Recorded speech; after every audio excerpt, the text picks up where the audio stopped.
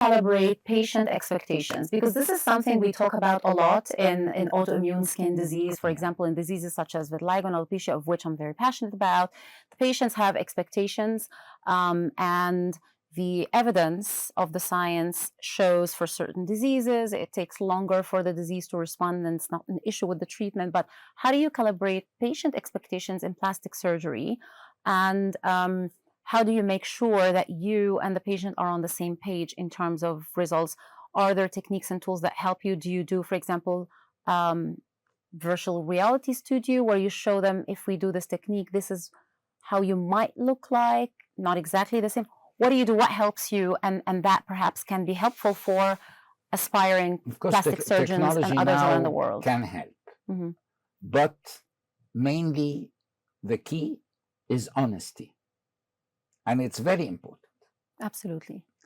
If you are an honest doctor and you tell your patient everything honestly, you will have a very high expectation, a very high satisfaction rate in your patients. I mean, through my life, I like statistics.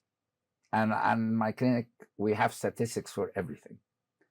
And I think with our statistics, it's proved, in my clinic, we reach up to 98% satisfaction.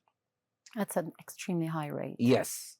Because what's the secret sauce to achieving that? Honesty. Okay. The first meeting with the patient is a very honest meeting. And they hear about everything.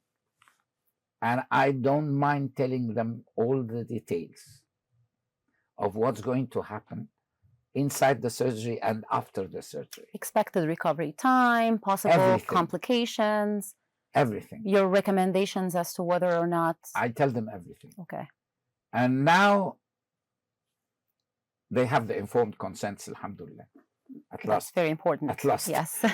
But I used to do it all through my life with my patients in the clinic.